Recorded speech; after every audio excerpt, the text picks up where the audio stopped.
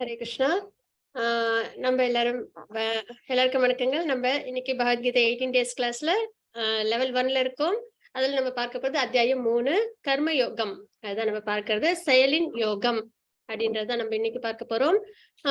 பொதுவா பார்த்தோம் அப்படின்னா பகவத்கீதையில 3 விதமான யோகங்கள் நம்ம தெரிஞ்சுப்போம். ஒண்ணு கர்ம யோகம், பக்தி யோகம், ஞான யோகம். சரிங்களா?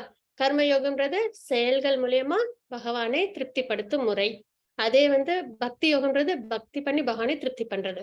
அதே ஞானம்ன்றது பகவானை பத்தி நிறைய விஷயங்கள் தெரிஞ்சுக்கிட்டு, எதனால நம்ம பகவானை விட்டு பிரிஞ்சிருக்கிறோம் அப்படின்ற விஷயங்களை நம்ம தெரிஞ்சுக்கிறோம் இல்லைங்களா?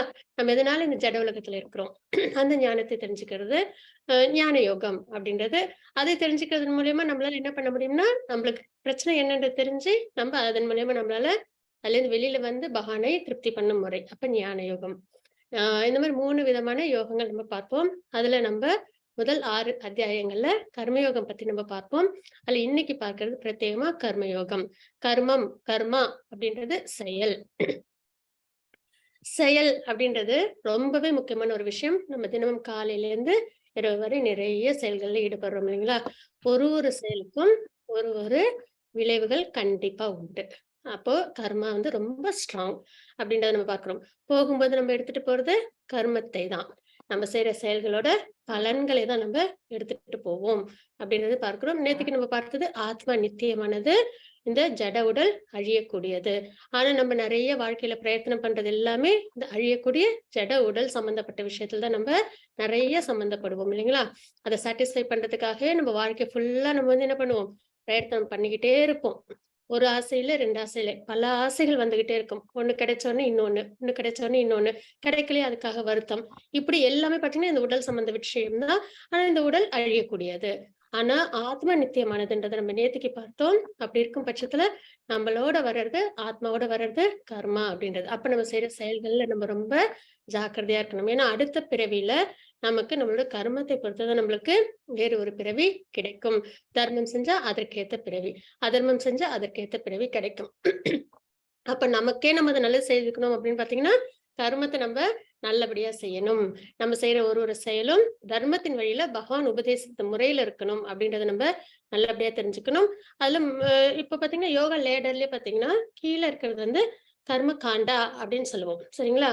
கர்ம காண்டா அப்படின்றது அதாவது ஆன்மீகத்துல நாட்டம் இல்லாம இயல்பான வாழ்க்கை வாழ்வாங்க தெரியுங்களா? இந்த உடலே நான் அப்படின்ற ஒரு எண்ணத்துல வாழுற வாழ்க்கை. பறவைகளும் அப்படிதான் வாழும். மிருகங்களும் அப்படிதான் வாழும்.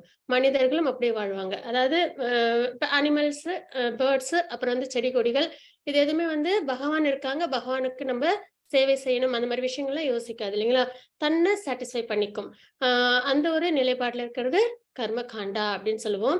அதற்கு மேல பாத்தீங்கன்னா கர்ம யோகா அப்படின்றத நம்ம பார்ப்போம். அதாவது ஒரு செயலை பலனை எதிர்பார்த்து செய்யக்கூடிய செயல்கள் அப்படின்னு நம்ம பார்ப்போம். சரிங்களா? இது அடுத்த நிலைப்பாடு.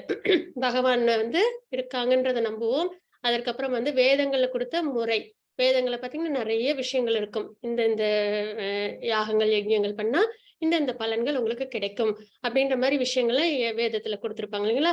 90% வேதத்துல பாத்தீங்கன்னா பலஸ்ருதியோட உள்ள ஸ்லோகங்கள். இந்த இந்த ஸ்லோகம் படிச்சா இந்த நன்மைகள் கிடைக்கும் அப்படின்ற விஷயங்கள்லாம் அதுல இருக்கும். அப்போ ஏதோ ஒண்ணு வேண்டி அது கிடைக்கணும்ன்றதுக்காக ஒரு விஷயத்த செய்யறாங்க இல்லைங்களா? அது கர்ம யோகான்றது. அதுக்கு மேல்நிலை என்னன்னு பாத்தீங்கன்னா சகாம கர்ம யோகா அப்படின்னு சொல்லுவாங்க. பகவான் அதாவது தனக்கு எதுவும் செயலை எதிர்பார்த்து பண்ண மாட்டாங்க. ஆனா என்ன அப்படின்னு பாத்தீங்கன்னா முழுமையா பகவானுக்காக செய்யற செயலா இருக்காது. கொஞ்சம் தன்னோட சென்சஸையும் சாட்டிஸ்ஃபை பண்ற விஷயமா இருக்கும். அது சக்காம கர்ம யோகா அப்படின்றத நம்ம பார்ப்போம். அதுக்கப்புறம் பாத்தீங்கன்னா நிஷ்காம கர்ம யோகா. அது முழுக்க முழுக்க நம்மளோட செயல்கள் எல்லாமே பகவானுக்காக செய்யறது. நம்ம ஒரு உணவு எடுத்துக்கணும் அப்படின்னா கூட அது பகவானுக்கு பிடிச்சதா செஞ்சு பகவானுக்கு ஆஃபர் பண்ணிட்டு நம்ம எடுத்துக்கிறோம் இல்லைங்களா? அந்த மாதிரி விஷயங்கள் நிஷ்காம கர்ம யோகா. இப்ப அர்ஜுனர் என்ன பண்றாங்க? போர் பண்றாங்க. யாருக்காக? பகவானுக்காக, தர்மத்திற்காக. அப்போ அதுல அவங்களுக்கு சொந்தமா ஏதாவது ஒரு விருப்பு வெறுப்பு இருக்கா? கிடையாது இல்லைங்களா?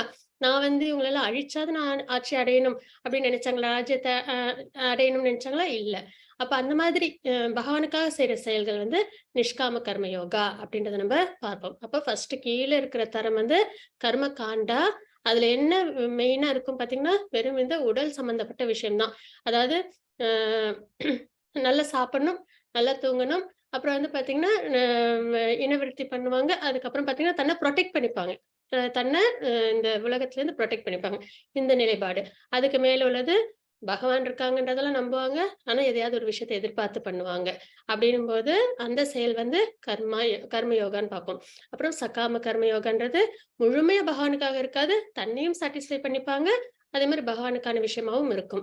அதற்கப்புறம் பார்த்தீங்கன்னா, நிஷ்காம கர்ம யோகா பகவானுக்காகவே செய்ற செயல். அதற்கும் மேல உள்ளது ஞான யோகம். நெறைய ஞானத்த வளர்த்துக்கிட்டு அதன் மூலியமா நம்ப பகவானை அடையிற முறை. அதற்கு மேல பார்த்தீங்கன்னா, அஷ்டாங்க யோகான்னு சொல்லுவோம். அதுல வந்து என்னன்னு பார்த்தீங்கன்னா, மனதையும், புலன்களையும் கண்ட்ரோல் பண்ணி, பகவான் மேல நிலைநிறுத்தி, தியானத்தின் முறையில ஈடுபட்டு பகவானை அடையிற ஒரு விஷயம். அது வந்து அஷ்டாங்க யோகா. அதற்கு மேல உள்ளது பக்தி யோகா அப்படின்றது நிலைப்பாடுகள் யோகத்துல இருக்கு. அதுல நம்ம இன்னைக்கு பார்க்க போறது கர்ம யோகம். அதுதான் நம்ம பார்க்க போறோம். அது என்னென்ன அப்படின்றத நம்ம சாப்டரோட நம்ம சேர்ந்து பார்க்கலாம்.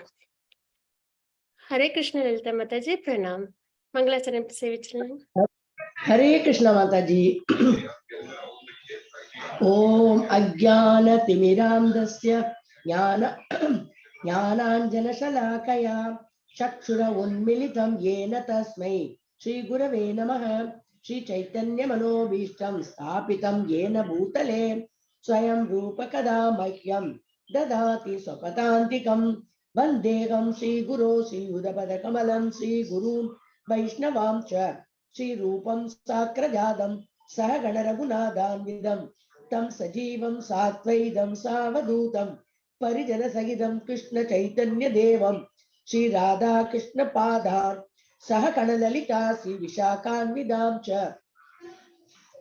हे कृष्णा करुणा सिंधो दीन बंधो जगत्पते गोपेशा गोपिका कांता राधा कांता नमोस्तुते। तप्त कांचन गौरंगी राधे वृंदावनेश्वरी वृषभानुसुते देवी प्रणमामि हरिप्रिये। वाञ्छकल्पतरुभ्यश्च कृपा सिन्धुभ्यश्च पतितानां पावनेभ्यो वैष्णवेभ्यो नमो नमः। नमो विष्णुपादाय कृष्णप्रेष्ठाय भूतले श्रीमते भक्तिवेदान्त स्वामिनिति नामिने।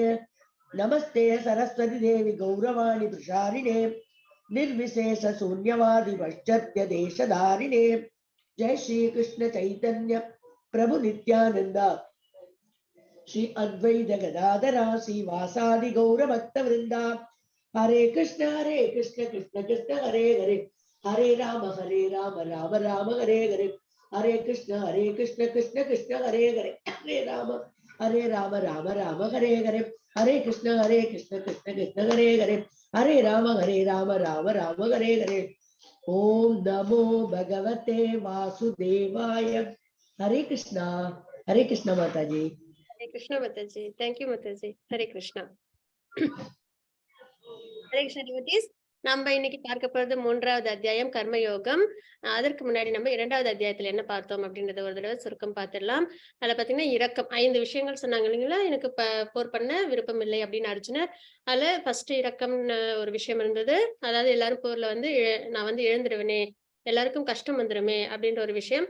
அப்ப நான் உடல் அல்ல ஆத்மா அப்படின்ற ஒரு விஷயத்த பகவான் வந்து லிவிங் என்டிட்டிஸ் எல்லாம் புரிஞ்சுக்கணும்ன்றதுக்காக உபதேசம் கொடுத்திருப்பாங்க. சரிங்களா?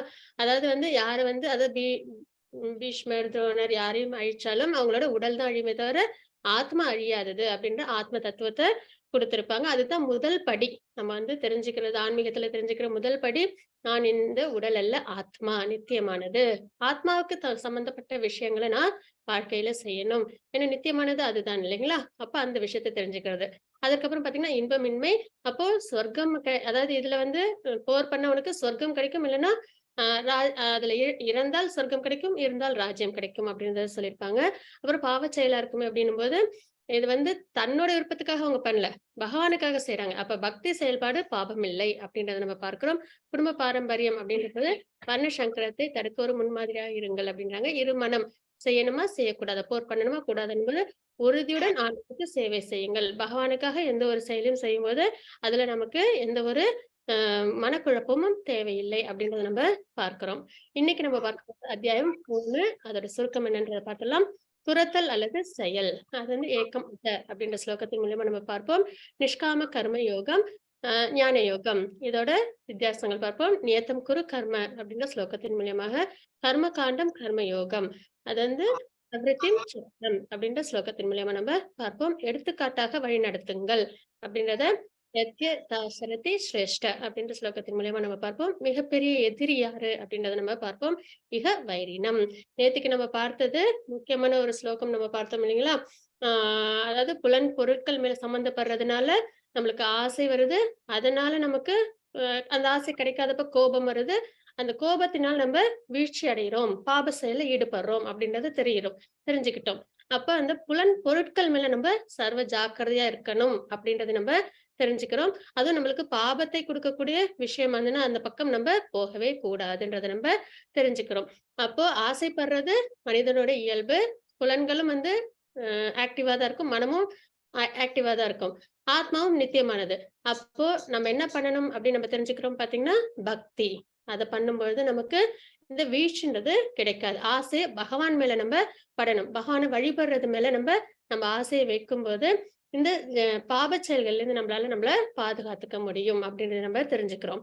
இந்த சாப்டர்ல நம்ம என்ன பார்க்கிறோம் பாத்தீங்கன்னா மிகப்பெரிய எதிரி யாரு அப்படின்றத நம்ம இந்த சாப்டர்ல நம்ம பார்ப்போம். மிக வைரின அது என்ன அப்படின்றத ஸ்லோகங்களோட நம்ம சேர்த்து பார்க்கலாம். ஏக்கம் வத்ர அப்படின்றத நம்ம வந்து இங்க பார்க்கிறோம். அதாவது ஏதாவது ஒண்ணு சொல்லுங்க அப்படின்றத வந்து அர்ஜுனர் வந்து கேள்வியா கேட்பாங்க. ஏன்னா போன சாப்டர்ல பாத்தீங்கன்னா ஆஹ் பகவான் வந்து நிறைய விஷயங்கள் வந்து அர்ஜுனருக்கு உபதேசம் கொடுத்திருப்பாங்க இல்லைங்களா? அதுல வந்து நிறைய நிறைய பார்த்தோம். அதாவது வந்து கடமையா செய்யணும் செயல அப்படின்றதெல்லாம் பார்த்திருப்போம். அப்புறம் வந்து இவங்க சித்தமுனி அவங்களோட நேச்சர் எல்லாமே நம்ம பார்த்தோம் இல்லைங்களா? அப்போ பக்தி தான் சிறந்தது அப்படின்ற பட்சத்துல வரும்போது அர்ஜுனருக்கு ஒரு சந்தேகம் வரும். செயலை செய்யறது சிறந்ததா? செயலை துரத்தல் சிறந்தது இது நல்லதா? அப்படின்றது வந்து ஒரு சந்தேகம் வரும். இந்த சந்தேகம் அர்ஜுனருக்கானது கிடையாது, நமக்கானது. நமக்காக அர்ஜுனர் கேட்கிறாங்க. அப்ப பகவான் அவங்களுக்கு என்ன வந்து இது உபதேசம் கொடுக்குறாங்க அப்படின்றத நம்ம பார்க்கலாம். மாதாஜி 3.6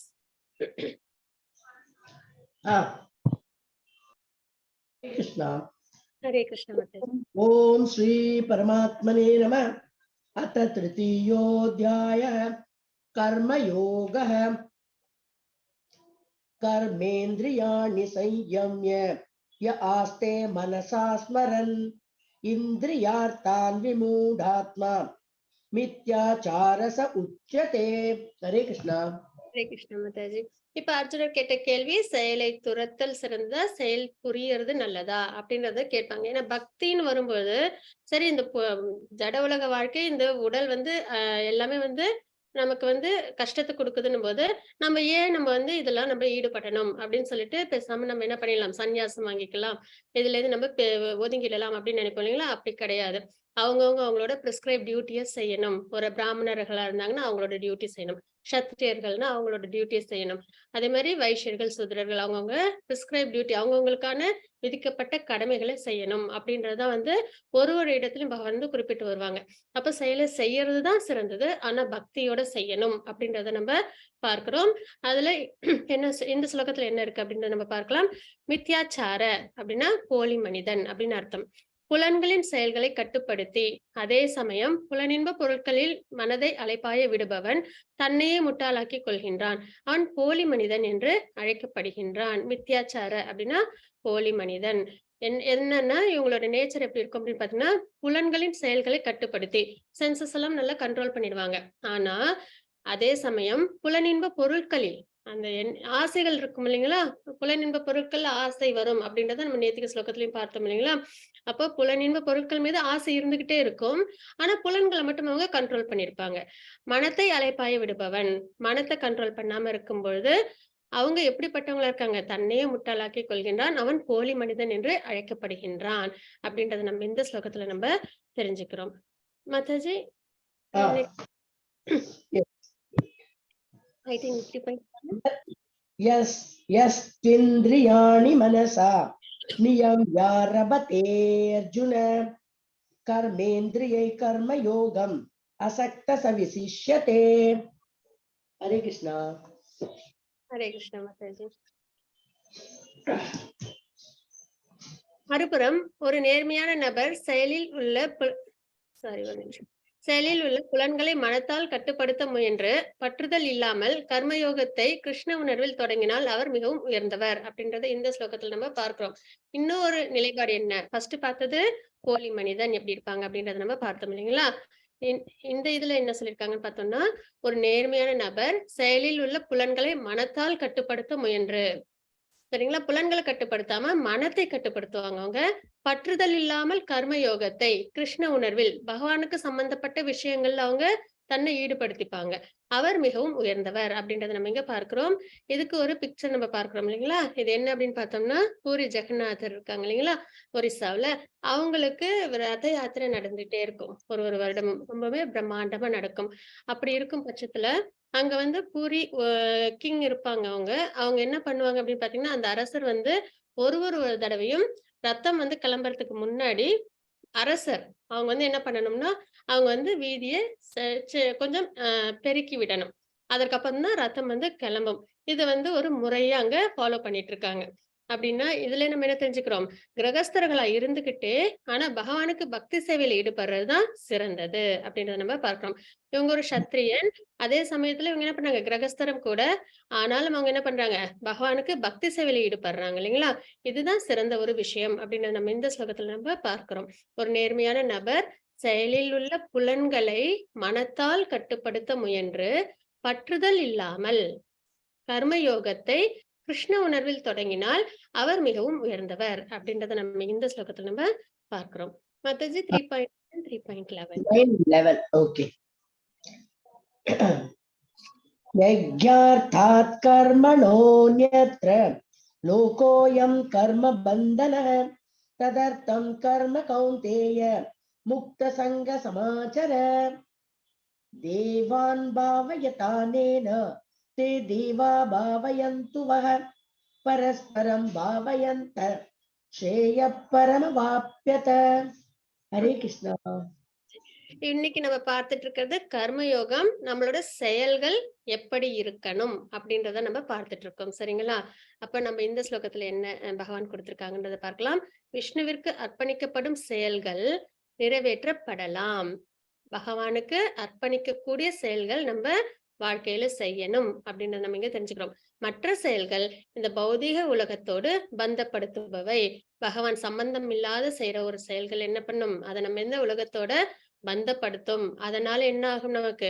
பிறப்பு, இறப்பு செயல்களுக்கான பலனை நம்ம அனுபவிக்கணும். இப்ப நம்ம ரொம்ப நல்ல யாகம் பண்ணோம் அப்படின்னா, நமக்கு அதுக்கான பலன் என்ன கிடைக்கும்னா, சொர்க்கத்துல நம்ம சந்தோஷங்களை அனுபவிக்கக்கூடிய பலன் இருக்கும். நிறைய புண்ணியங்கள் செய்யறோம் அப்படின்னா, சொர்க்கத்துல போய் நம்ம என்ன பண்ணணும்?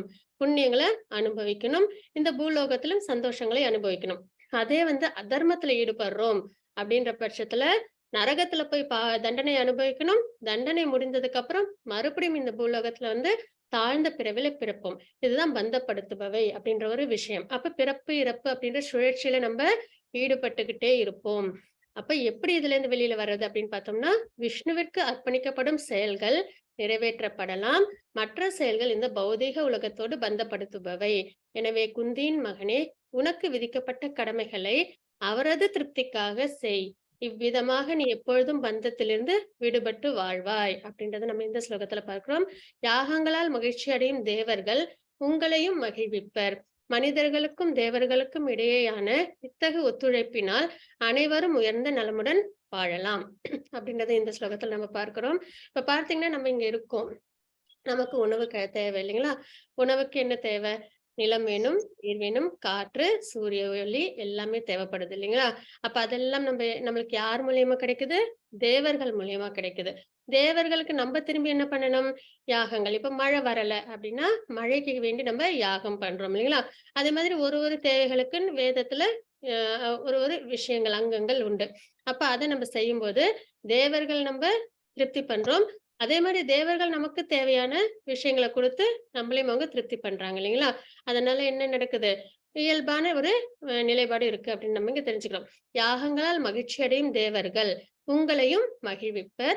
மனிதர்களுக்கும் தேவர்களுக்கும் இடையேயான இத்தகு ஒத்துழைப்பினால் அனைவரும் உயர்ந்த நலமுடன் வாழலாம் அப்படின்றது இந்த ஸ்லோகத்துல நம்ம பார்க்கிறோம். மாதாஜி 3.13. Yes. यज्ञशिष्टाशिन सन्तो मुच्यन्ते सर्वकिल्बिषैः भुज्यते ते त्वगं पापा ये पचन्त्यात्मकारणात्. हरे कृष्णा. யாகத்தில் அர்ப்பணிக்கப்பட்ட உணவை உண்பதால் பகவானின் பக்தர்கள் எல்லாவிதமான பாபங்களிலிருந்தும் விடுபடுகிறார்கள். தங்களது சுய புலன் இன்பத்திற்காக உணவை தயாரிப்பவர்கள் பாபத்தை உண்கின்றார்கள் அப்படின்னு நம்ம இங்க தெரிஞ்சுக்கிறோம். இந்த இந்த ஸ்லோகத்துல நம்ம என்ன நிலைப்பாடுக்கு வரோம்? நம்ம ஒரு ஒரு விஷயம் நம்ம இப்ப உணவு எடுத்துக்கிறோம் அப்படின்னும் போது அது பகவானுக்கு பிரசாதமா ஆஃபர் பண்ணிட்டு எடுத்துக்கும் போது அது நமக்கு பாபங்கள்லேருந்து விடுதலை. அதே பகவானுக்கு பிரசாதமா ஆஃபர் பண்ணாம எடுக்கும்போது அது பாபம். எப்படி அது பாபம் ஆகும்? அப்ப இதுல வந்து எதுவும் பகவான் வந்து பார்க்கிறாங்களா? எனக்கு குடுக்காம சாப்பிட்டு அதனால உனக்கு பாபத்த குடுக்குறேன்னு இருக்கா? அப்படின்னு பார்த்தா கிடையாது. இதுல என்ன அப்படின்னு பார்த்தோம்னா, இப்ப நமக்கு யாரோ ஒருத்தவங்க உதவி செய்றாங்க அப்படின்னா, நம்ம திரும்பி அவங்களுக்கு என்ன பண்ணுவோம்? இயல்பான ஒரு விஷயமா நம்ம என்ன பண்ணுவோம்? நன்றிகள் சொல்லுவோம் இல்லைங்களா? நம்ம இப்ப ஒரு இடத்துக்கு போறோம், பென் இல்ல. பேங்க்குக்கு போறோம், பென் எடுத்துட்டு போகல. ஒருத்தவங்க குடுக்குறாங்க நமக்கு. உடனே அவங்க கிட்ட திருப்பி நம்ம குடுக்கும்போது என்ன சொல்லுவோம்? நன்றின்னு சொல்லுவோம் இல்லைங்களா? அப்போ சூரியனோட ஒளியின் மூலியமா, காற்றின் மூலியமா, தண்ணீரின் மூலியமா, நிலத்தின் மூலியமா, விதை பகவான் கொடுத்த விதையில் உள்ள உயிரின் மூலியமா நமக்கு என்ன கிடைக்குது? நமக்கு உணவு கிடைக்குது. அப்படிப்பட்ட உணவ நம்ம எடுத்துக்கும்போது, இவ்வளவு விஷயங்கள் அதுல அடங்கியிருக்கு இல்லைங்களா? அப்படிப்பட்ட உணவ எடுத்துக்கும்போது, அத நம்ம என்ன பண்ணணும்? பகவானுக்கு நம்ப சமர்ப்பணம் பண்ணிட்டு, நன்றி. அது ஒரு நன்றி உணர்வ அது வெளிக்காட்டும். எல்லா ரிலிஜன்லயுமே அந்த ஒரு விஷயம் உண்டு. எப்பயுமே சாப்பிடுறதுக்கு முன்னாடி என்ன பண்ணுவாங்க? பிரேயர்ஸ் பண்ணிட்டு சாப்பிடுவாங்க இல்லைங்களா? அப்போ பகவானுக்கு அத வந்து அர்ப்பணம் பண்ணிட்டு நம்ம அத எடுத்துக்கும் பட்சத்துல, அதுல நம்மளுக்கு என்ன ஏற்படாது? பாபம் ஏற்படாது. இல்லன்னா அது என்ன ஆகும்? அடுத்தவங்களோடத நம்ம எடுத்துக்கிட்ட ஒரு விஷயமாகும். தேவர்களால நம்மளுக்கு கிடைச்சிருக்கு இல்லைங்களா? பகவானால கிடைச்சிருக்கு. சரி இதுல வந்து நம்ம வந்து அவங்களுக்கு எதிர்பார்த்து இத அவங்க செய்றாங்களா அப்படின்னு பார்த்தா, இப்போ நீங்க வந்து உங்க குழந்தைக்கு ஒரு சாக்லேட் வாங்கி குடுக்குறீங்க. அந்த குழந்தை உடனே திருப்பி நம்ம கிட்ட அப்பாவுக்கோ, அம்மாவுக்கோ அந்த சாக்லேட்ட குடுக்குது அப்படின்னா, நம்ம அத வாங்கி சாப்பிடுவோமா? சாப்பிட மாட்டோம். என்ன சொல்லுவோம்? அதுல ஒரு சந்தோஷம் நமக்கு கிடைக்கும். நீயே எடுத்துக்கோ அப்படின்னு சொல்லுவோம் இல்லைங்களா? அந்த சந்தோஷம். அதோட அன்ப நம்ம அதுல பார்க்கிறோம் இல்லைங்களா? அதே ஒரு உணர்வு தான் நம்ம பகவானுக்கு திருப்பி நம்ம ஆஃபர் பண்ணும்போது, அது வந்து நம்மளோட அன்ப பகவானுக்கு வெளிக்காட்டுற ஒரு விதம். அதனால பகவான் என்ன பண்ணுவாங்க? திருப்தி அடைவாங்க அப்படின்றத நம்ம இங்க தெரிஞ்சுக்கிறோம். மத்தது 3.14. Yes. अन्नात् भवन्ति भूतानि पर्जन्यादन्न संभवः यज्ञात् भवति पर्जन्यो यज्ञकर्म समुद्भवः. हरे कृष्णा. மழையால் தொற்றுவிக்கப்படும் தானியங்களால் எல்லா ஜீவன்களின் உடல்களும் வாழ்கின்றன. யாகத்தால் மழையும், விதிக்கப்பட்ட கடமைகளால் யாகமும் உண்டாகின்றன அப்படின்னு நம்ம பார்க்கிறோம். அதற்கான ஃப்ளோ சார்ட் தான் இது. இதுல என்ன அப்படின்னு பாத்தீங்கன்னா, பகவான் ஃபர்ஸ்ட் தோன்றாங்க இல்லைங்களா? கர்ப்போதய கஷாய விஷ்ணு அவங்களோட நாபி கமலத்துல இருந்து யார் வராங்க? தாமரை வந்து அதுல இருந்து பிரம்மா உருவாகுறாங்க. பிரம்மாவுக்கு பகவான் என்ன குடுக்குறாங்க? ஏன்னா பிரம்மா உருவான உடனே அவங்களுக்கு அடுத்து என்ன அப்படின்றது தெரியல. அப்ப அவங்க என்ன பண்றாங்க? தவம் பண்றாங்க பகவானை நோக்கி. அந்த தவத்தின் மூலியமா பகவான் அவங்களுக்கு என்ன குடுக்குறாங்க? வேதங்கள குடுக்குறாங்க. அந்த வேதங்கள் தான் நமக்கு கைடன்ஸ், நமக்கு வழிகாட்டும் இல்லைங்களா? அந்த வேதங்கள வச்சு பிரம்மா என்ன பண்றாங்க? இந்த உலகத்த அவங்க படைக்கிறாங்க. 14 உலகங்கள் கொண்டு இந்த மெட்டீரியல் ஜட உலகத்த படைக்கிறாங்க. அதற்கு பிறகு என்ன ஆகுது? அ அதாவது கடமைகள். நம்மளோட கடமைகள்லாம் பண்றோம். யாகம் பண்றோம். அதனால மழை கிடைக்குது. அதுலேருந்து தானியங்கள் நம்மளுக்கு வருது. அதுலேருந்து நம்ம வந்து சாப்பாடு, பிரசாதம் அதாவது உணவு எடுத்துக்கிறோம். அந்த உணவ நம்ம என்ன பண்ணணும்? பகவானுக்கு அர்ப்பணம் பண்ணணும். ஏன்னா, இதற்கு மத்தியில எத்தனை விஷயங்கள் இருக்கு இல்லைங்களா? அப்படின்னும்போது, நம்மளோட ஒரு நன்றியா நம்ம வந்து நம்மளோட அன்ப நம்ம பகவானுக்கு வெளிப்படுத்துற விதமா, நம்ம எப்பயுமே எந்த உணவு எடுத்துக்கிட்டாலும், அத பகவானுக்கு ஆஃபர் பண்ணிட்டு எடுத்துக்கணும். அப்படின்றத நம்ம தெரிஞ்சுக்கிறோம். நம்ம பார்த்துட்டு இருக்கிறது கர்ம யோகம். செயல்கள் மூலியமா பகவானை திருப்திப்படுத்தும் முறை.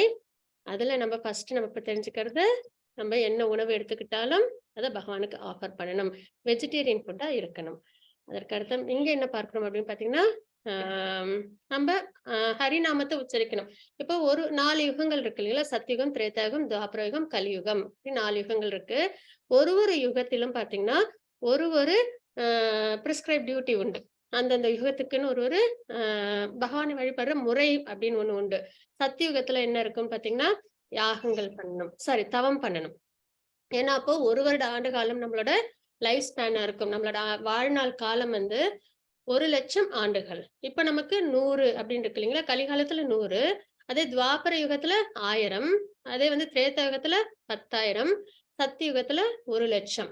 அப்போ ஆண்டுகள் நீண்ட ஆண்டுகளா இருக்கிறதுனால, அப்ப தவத்தின் மூலியமா நம்ம பகவானை திருப்தி பண்ணணும். Prescribe duty. அதே வந்து திரேதா யுகத்துல யாகங்கள், யஜ்ஞங்கள் பண்ணணும். அதன் மூலியமா பகவானை நம்ம திருப்தி பண்ணணும். அதே வந்து துவாபர யுகத்துல டெம்பிள் ஒர்க்ஷிப்ன்னு சொல்லுவாங்க. இப்ப இது கோயில்லலாம் 6 கால பூஜைகள்லாம் நடக்குது இல்லைங்களா? அதே மாதிரி நம்ம வீட்லயும் வந்து பிரம்மாண்டமான ஒரு வழிபாட்ட நம்ம வீட்லயும் வந்து செய்யணும் அப்படின்ற ஒரு முறை. ஆனா கலிகாலத்துல ரொம்பவே சிம்பிளா, ஏன்னா நம்மளுக்கு ஆயுள் காலம் குறைவு. பக்தியில நமக்கு ஈடுபாடு வராது. தர்மமும் தழைச்சு இருக்காது கலியுகத்துல. ஆன்மீக நாட்டத்திலும் நம்ம இருக்க மாட்டோம். நெறைய சண்டைகள், பாசாங்குத்தனம் இதுலலாம் தான் மனம் வந்து லயிச்சு இருக்கும். அப்படி இருக்கும்போது ரொம்ப இவ்வளவு தவம் பண்ணணும், யாகம் பண்ணணும், அப்புறம் டெம்பிள் வொர்ஷிப் பண்ணணும் அப்படின்லாம் சொன்னா நம்மளுக்கு அவ்வளவு ஏத்ததா இருக்காது. அப்போ கலிகாலத்துக்கான பிரிஸ்கிரைப் டியூட்டியா என்ன குடுத்திருக்காங்க? நம்ம செயல்ல என்ன பண்ணணும்? பகவானை திருப்தி பண்ற செயல்லன்னா, நம்ம ஹரிநாமத்த உச்சரிக்கணும். அதுதான் வந்து உயர்ந்த விஷயம்.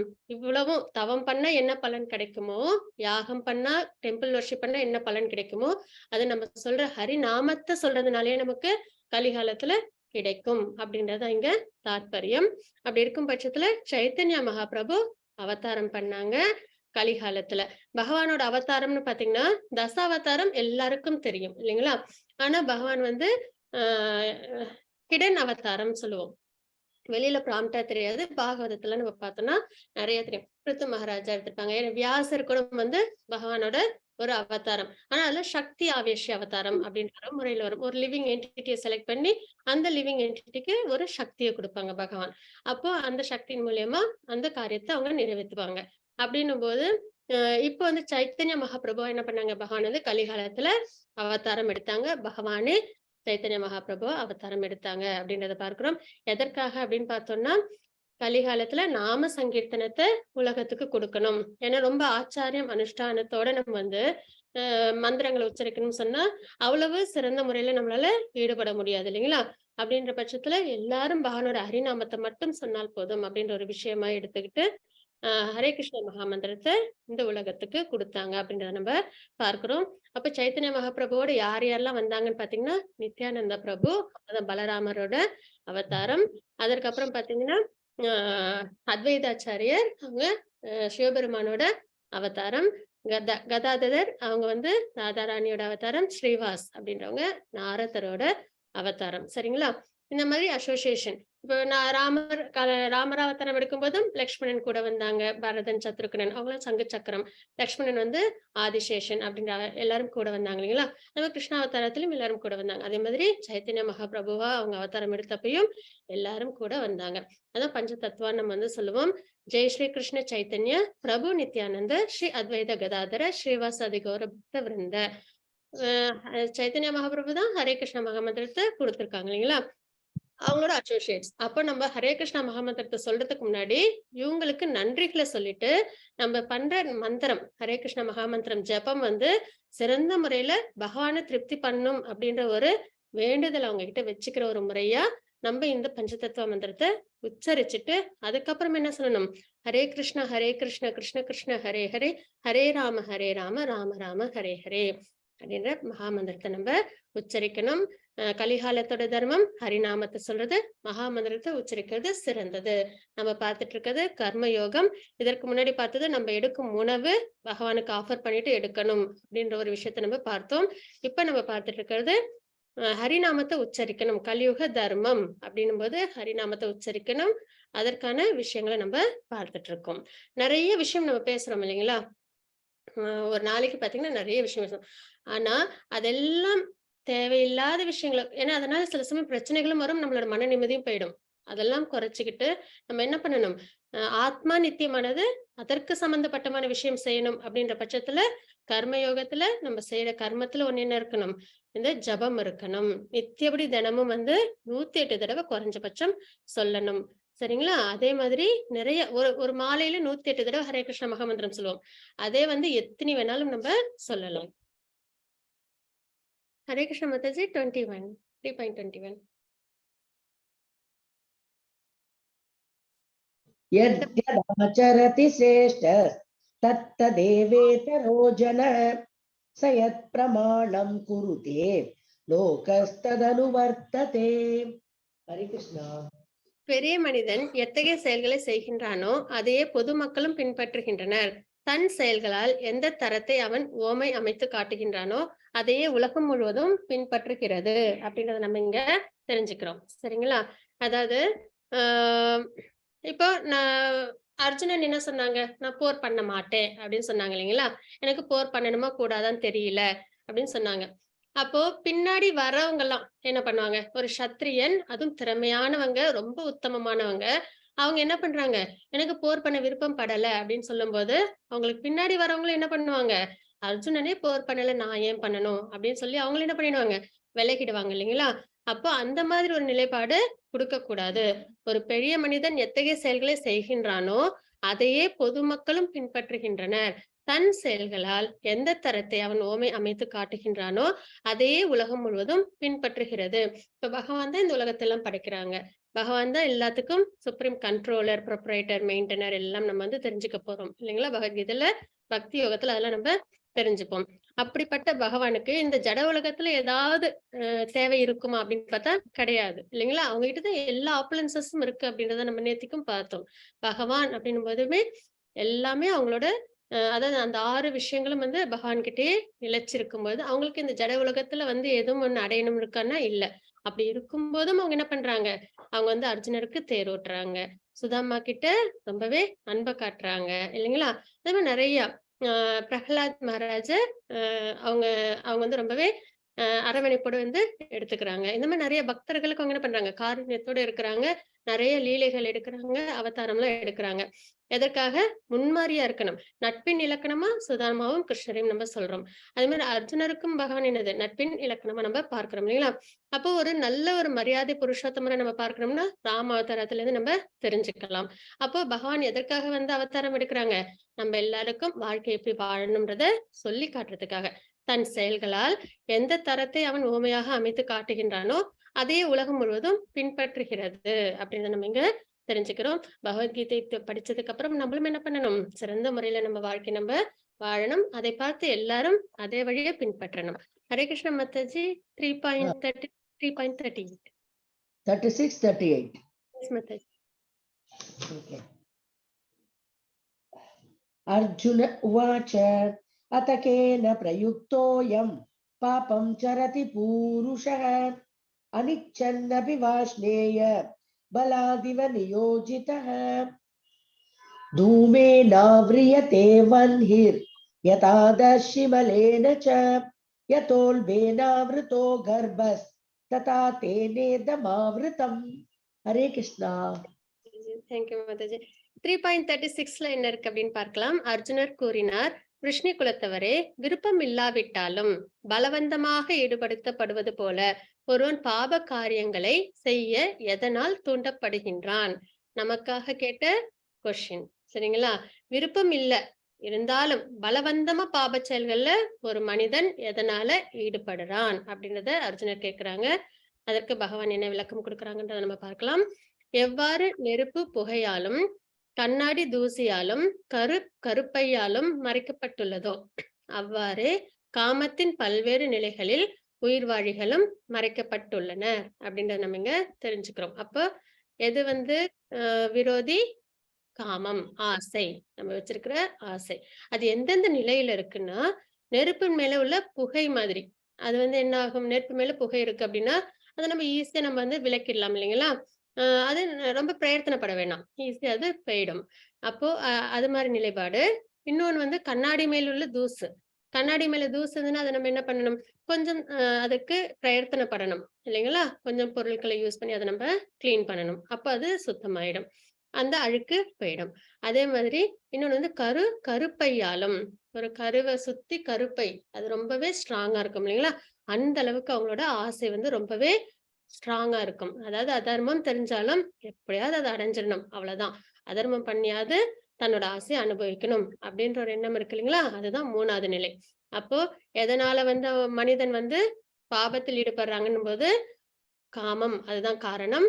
அது நிலைப்பாடு எப்படி இருக்கு? ஒரு சிலவங்களுக்கு அதர்மம் தெரிஞ்சா, சரி அது பக்கம் நம்ம போக வேணாம். நமக்கு கஷ்டம் வரும் அப்படின்னு தெரிஞ்சுட்டு ஒதுங்கிப்பாங்க. இன்னும் சிலவங்களுக்கு கொஞ்சம் சிரமமா இருக்கும். அந்த ஆசை விடுறதுக்கு. ஆனாலும் பிரயத்தனம் பண்ணி அத விட்டுடுவாங்க. ஆனா ஒரு சிலவங்களால அந்த ஆசைய கட்டுப்படுத்தவே முடியாது. அதர்மம் பண்ணியாவது அத அவங்க அடைய முயற்சி பண்ணுவாங்க. அப்படின்றத நம்ம இந்த ஸ்லோகத்துல தெரிஞ்சுக்கிறோம். நெருப்பு புகையாலும்ன்றத மனிதர்களோட ஈடுபடுத்திக்கலாம். ஏன்னா மனிதர்கள்ட்ட இன்டெலிஜென்ஸ் இருக்கு இல்லைங்களா? அவங்களால வந்து அதர்மம், தர்மத்த பிரிச்சு பார்க்க முடியும். அதனால அவங்க என்ன பண்ணிடுவாங்க, சரி அதர்மம் செய்ய வேணாம் அப்படின்னு வந்து அவங்க வந்துருவாங்க. இன்னொன்னு வந்து கண்ணாடி தூசியினாலும்ன்றது வந்து அம் அனிமல்ஸோட சம்பந்தப்பட்ட ஒரு நிலையா இருக்கும். கருப்பையாலும்ன்றது மரங்களோட நம்ம சம்பந்தப்படுத்தி பார்க்கிறோம். மாதாஜி 3.42. इन्द्रियाणि पराण्याहुः इन्द्रियेभ्यः परं मनः मनसस्तु परा बुद्धि यो बुद्धे परतस्तु सः हरे कृष्णा செயலாற்றக்கூடிய புலன்கள் ஜட பொருளை விட உயர்ந்தவை. மனம் புலன்களை விட உயர்ந்தது. புத்தி மனத்தை விடவும் உயர்ந்தது. மேலும் ஆத்மாவோ புத்தியை விட உயர்ந்தது அப்படின்றத நம்ம இங்க தெரிஞ்சுக்கிறோம். சரிங்களா? அதாவது ஆத்மா அத அதாவது அதான் வந்து இருக்கலே உயர்ந்தது அப்படின்றத நம்ம இங்க தெரிஞ்சுக்கிறோம். இத இந்த ஸ்லைட் மூலமா தெரிஞ்சுக்கலாம். என்ன அப்படின்னு பார்த்தோம்னா, இது ஒரு நம்மளோட உடல் இருக்கு இல்லைங்களா? இது வந்து ஒரு ரத்தம் மாதிரி. ஆ நம்ம உடல்ல பயணம் பண்றது யாரு? ஆத்மா. சரிங்களா? ஆத்மா, இந்த உடல் தான் இந்த ரத்தம். ஆ இந்த ரத்தத்துக்கு எத்தனை குதிரைகள் இருக்கு? 5 குதிரைகள் இருக்கு. கண்ணு, மூக்கு, அப்புறம் வந்து காது, வாய், கை. இத்தனை விஷயங்கள் இருக்கு இல்லைங்களா? நம்மளோட புலன்கள் இதெல்லாம். அப்புறம் இன்னொன்னு என்னன்னு பார்த்தோம்னா, இந்த குதிரைகளை கட்டி இழுக்கிற ஒரு கயிறு. அதுதான் மனம். அதுக்கப்புறம் பார்த்தீங்கன்னா, டிரைவர் இருக்காங்க இல்லைங்களா? தேரோட்டி. அவங்க தான் இன்டெலிஜென்ஸ். ஆத்மா தான் பேசஞ்சர். ஆத்மா எங்க போகணும்? பகவானை அடையணும். வைகுண்டம், கோலோகம் அடையணும். ஆனா அது எங்க இருக்கு? ஜட உலகத்துல இருக்கு. அப்போ இந்த புலன்கள் என்ன பண்ணணும்? பக்தி சேவையில ஈடுபடணும். மனம், புலன் இதெல்லாம் வந்து பக்தி சேவையில ஈடுபடணும். ஆனா அதெல்லாம் பக்தி சேவையில ஈடுபடாம, இந்த ஜட உலகத்துல வந்து அது ஈடுபடும் பொழுது, அது என்ன ஆகுது? அடைய வேண்டிய இடத்தை அது அடையாமல் போகுது அப்படின்னு நம்ம தெரிஞ்சுக்கிறோம். அதாவது குதிரை வந்து க த கரெக்ட்டா அதோட பாதையில போகாம, அ அ கண்டபடி போச்சு. 2 குதிரை இருந்தாலே 1 இருந்தாலே கஷ்டம். 5 குதிரைகள் அப்படின்னும்போது, அப்ப என்ன ஆகும்? அந்த பயணம் ரொம்ப ஈஸியானதா இருக்குமா? கிடையாது. இல்லைங்களா? அது ஆபத்துல தான் கொண்டு போய் விடும். அந்த மாரி தான் நம்ம இந்த பிறப்பு, இறப்புன்ற இந்த கடல்ல நம்ம இருக்கிறோம் இல்லைங்களா? இந்த சுழற்சியில. அது எதனால அப்படின்னு பார்த்தீங்கன்னா, இந்த ஐம்புலன்கள் வந்து பகவானோட பக்தி சேவையில ஈடுபடாம, மனம் பகவான் மேல லயிக்காம இருக்கும் பட்சத்துல, அது என்ன ஆகுது? ஜட உடலோட சம்பந்தப்படுது அப்படின்றத நம்ம இங்க பார்க்கிறோம். அப்ப இந்த ஸ்லோகத்துல நம்ம பார்த்தது, செயலாற்றக்கூடிய புலன்கள் ஜட பொருளை விட உயர்ந்தவை. ஜட பொருள் மேல சம்பந்தப்படுறோம் இல்லைங்களா? நேத்திக்கும் நம்ம ஸ்லோகத்துல அதுதான் பார்த்தோம். ஜட பொருளை விட உயர்ந்தது என்னது? செயலாற்றக்கூடிய புலன்கள். புலன்களை விட உயர்ந்தது என்னது? மனம். மனத்தை விட உயர்ந்தது புத்தி. புத்தி சொல்லும். இது தர்மம், இது அதர்மம், இது செய்யக்கூடிய செயல், இது செய்யக்கூடாத செயல் அப்படின்னு நம்மளுக்கு சொல்லும் இல்லைங்களா? அத வந்து மனம் என்ன பண்ணணும்? கேட்டுக்கிட்டு புலன்கள அது கண்ட்ரோல் பண்ணணும். அப்படிதான் அந்த அந்த நிலைப்பாடுல இருக்கணும். அப்புறம் புத்தி மனத்தை விடவும் உயர்ந்தது. ஆத்மாவோ புத்தியை விட உயர்ந்தவன் அப்படின்றது இந்த ஸ்லோகத்துல நம்ம பார்க்கிறோம். நம்மளோட செயல்களின் நிலைகள்லாம் எப்படி இருக்கும்னு பார்த்தீங்கன்னா, உடல் சம்பந்தப்பட்ட செயல்கள். உடல சந்தோஷப்படுத்தக்கூடிய செயல்களில் ஈடுபடும்போது அது உடல் தளம். புலன்களை திருப்தி பண்ற விஷயங்கள்ல ஈடுபடும்போது அது புலன்கள் தளம். நம்ம பார்த்துட்டு இருக்கிறது கர்ம யோகம். செயல்கள் எப்படிலாம் இருக்கும்ன்றத நம்ம பார்த்துட்டு இருக்கோம். அதுல நம்ம செய்யக்கூடிய செயல்கள் வந்து பகவானுக்காக உள்ளதா இருக்கணும்ன்றத நம்ம தெரிஞ்சுக்கிட்டு வரோம். அப்ப புலன்களை திருப்தி பண்ணும்போது அது புலன்கள் சம்பந்தப்பட்ட செயல்கள் ஆகுது. மனத்துக்கு விருப்பமான விஷயங்களை செய்யும்போது அது மனம் மனம் சம்பந்தப்பட்ட செயல்கள் ஆகுது. அறிவு சார்ந்த தளம் ஞானத்துல விருத்தி பண்ணிப்பாங்க இல்லைங்களா? சயின்டிஸ்டா இருக்காங்க இல்லைங்களா? அப்படிலாம் இருக்கும்போது அது அறிவு சார்ந்த தளம். அது பகவானை திருப்தி பண்ணும்போது அது என்ன தளத்துல வருது? ஆன்மீக தளத்துல அது வருது. உயர்ந்தது ஆன்மீக தளம். ஏன்னா நம்ம இந்த உடல் அல்ல, ஆத்மா அப்படின்ற நம்ம தெரிஞ்சுக்கிறோம் இல்லைங்களா? நித்தியமான செயல்கள் என்பது பகவானை திருப்திப்படுத்துற செயல்கள் தான் சிறந்ததுன்றத நம்ம தெரிஞ்சுக்கிறோம். இதுதான் நம்ம அந்த ஸ்லோகத்தோட நம்ம பார்த்த ஒரு விஷயம். அது நம்ம இப்போ இந்த புலன்கள எப்படி பக்தியில நம்ம ஈடுபடுத்த முடியும் அப்படின்னு பார்த்தீங்கன்னா, இப்ப கண் இருக்கு இல்லைங்களா? 5 புலன்கள். இது என்னன்னா ரொம்பவே வந்து ம் கண்ட்ரோலே பண்ணக்கூடாது. புலன்கள வந்து கண்ட்ரோல் பண்ணோம்னாலே, அது வந்து சிறந்த ஒரு முறையே கிடையாது. அதுதான் சொல்லுவாங்க, ரொம்பவே வாலுத்தனம் பண்ற பிள்ளைய வந்து ஒரு இடத்துல உட்காருன்னு சொன்னா 5 நிமிஷம் உட்காராது இல்லைங்களா? அதே அது கையில ஏதாவது ஒரு வரையறதுக்கோ, இல்ல அதுக்கு புடிச்ச விஷயம் ஏதாவது குடுத்தோம் அப்படின்னா, அது என்ன பண்ணும்? அதுல தன்னோட அ டைம் அது ஸ்பெண்ட் பண்ணும் இல்லைங்களா? அந்த மாரி தான் நம்மளோட புலனும். இப்ப டிவி பார்க்கக்கூடாதுன்னு நெனைக்கிறது, இந்த இது அ பொழுதுபோக்கு நிகழ்ச்சிகள பார்க்கக்கூடாதுன்னு நெனச்சுட்டு நம்ம ஒரு 5 நிமிஷம் அப்படியே உட்கார்ந்திருந்தாலும், நம்ம மனம் அடுத்தது 5வது நிமிடம் என்ன பண்ணும்? டிவிய தான் பார்க்கும். ஆனா அதே நம்ம வந்து ஒரு வேலையில நம்ம டிவோஷனல் ஈடுபடணும்னா, இந்த மாரி நெறைய கிளாஸஸ் அட்டெண்ட் பண்ணும்போது, நம்பளுக்கே தெரியாம என்ன பண்ணுவோம்? ஒரு 1 மணி நேரம் பகவானை பத்தி நம்ம தெரிஞ்சுக்கிறோம் இல்லைங்களா? இந்த மாதிரி விஷயங்கள நம்மள ஈடுபடுத்திக்கணும். அப்போ கண் அப்படின்னும்போது கிருஷ்ணருக்கு சாரி குதை கண் புலன் உறுப்பை குறிப்பிடுகிறது அப்படின்றத நம்ம இங்க பார்க்கிறோம். கண்ணும்போது பகவானின் அர்ச்ச விக்கிரகத்தை தரிசனம் செய்ய மற்றும் பகவத்கீதை, பாகவதம் போன்ற வேத புத்தகங்களை படிக்கவும் பயன்படுத்த வேண்டும். அப்போ கோயிலுக்கு போலாம். கோயிலுக்கு போய் பகவான கண்குளிர தரிசனம் பண்ணலாம். அப்போ நம்ம பகவத்கீதை, பாகவதம் இந்த மாரி ஸ்லோகங்கள் உள்ள புக்ஸ் அதெல்லாம் வந்து நம்ம வந்து படிக்கலாம். அது கண்ணுக்கு வந்து நம்ம என்கேஜ் பண்ற ஒரு விஷயம். அதே வந்து கிருஷ்ணருக்கு வழங்கப்பட்ட துளசி இலைகள், மலர்கள், கிருஷ்ண பிரசாதம் போன்ற நல்ல வாசனைகளை முகர்ந்து பார்க்க பயன்படுத்த வேண்டும். மூக்கு. சரிங்களா? இப்போ துளசிய முகரும்போது கோயிலுக்குள்ள போகும்போது நம்மளுக்கு ஒரு புத்துணர்ச்சி வரும் இல்லைங்களா? அந்த வாசனைகள்லாம் நம்மளுக்கு வந்து ஒரு புத்துணர்ச்சி ஏற்படுத்தும். இ இவங்க 4 குமாரர்ஸ் இருக்காங்கல்ல, பிரம்மாவோட 4 மகன்கள். அவங்க கூட பார்த்தீங்கன்னா, பிறந்த உடனேவே அவங்க வந்து சந்நியாசம் எடுத்துக்கிட்டாங்க. அப்போ அவங்களுக்கு எதனால அந்த சந்நியாசம் எடுத்துக்கிற அந்த நிலைப்பாடு வந்துச்சுன்னா, அவங்களுக்கு துளசி இல மோந்ததுனாலேயே, அ அந்த ஒரு தெய்வீக அந்த ஒரு நிலைப்பாடு அவங்களுக்கு வந்து ஏற்பட்டுச்சு அப்படின்றத நம்ப தெரிஞ்சுக்கிறோம். அப்ப பகவான் சம்பந்தப்பட்ட துளசி இலைகள், மலர்கள் இதெல்லாம் முகர்றது அப்படின்றத நம்ம பார்க்கிறோம். அப்புறம் காது. கிருஷ்ண பஜனை, தெய்வீக இசை கேட்பது மற்றும் பகவத்கீதை, வேத பாசுரங்கள் கேட்பது அப்படின்றத நம்ப பார்க்கிறோம். ரொம்ப முக்கியம் காது. சரிங்களா? கேட்கிறது. ஏன்னா பிரம்மா வந்து ஃபர்ஸ்ட் பகவான் வந்து பிரம்மா உருவாக்குனாங்க. உருவாக்குன உடனே அவங்க காதுல தான் அவங்களுக்கு என்ன ஒரு ஒலி கேட்டுச்சு. தப அப்படின்ற ஒரு சத்தம். அதுதான் தாத்பரியமே. கேட்கும் விதம் தான் வந்து இருக்கறதுலே உயர்ந்தது அப்படின்ற ஒரு விஷயமும் நம்ம தெரிஞ்சுக்கிறோம். 9 வகையான டிவோஷனல் சர்வீஸ்லயும் கூட பார்த்தீங்கன்னா, ஸ்ரவணம் அதுதான் வந்து முதல் நிலையா இருக்கும். நிறைய கேட்க அது நம்ம மனத்த என்ன பண்ணும்? பியூரிஃபை பண்ணும். சரிங்களா? அப்ப நெறைய பகவான பத்தின விஷயங்கள நம்ம கேட்கணும். அதுக்கடுத்து கை. கிருஷ்ணருக்கு அர்ச்சனை செய்ய, பிரசாதம் செய்ய மற்றும் கிருஷ்ணரின் பாதங்களை வணங்க கைகளை பயன்படுத்த வேண்டும். பகவானுக்கு அர்ச்சனை பண்றது, தூப ஆராதனைகள்லாம் காமிக்கிறோம் இல்லைங்களா? அபிஷேகம் பண்றது, அர்ச்சா விக்கிரகத்துக்கு செய்ற விஷயங்கள் எல்லாம் நம்மளுடைய புலன்கள்ல வருது. அதுக்கப்புறம் வாய். அது ரொம்பவே முக்கியம். 2 வேலை செய்யும். அந்த புலன் மட்டும். என்ன அப்படின்னு பார்த்தோம்னா, ஒண்ணு பேசும், இன்னொன்னு சுவைக்கும். இது 2மே வந்து சம்பந்தப்பட்டது நாக்கு.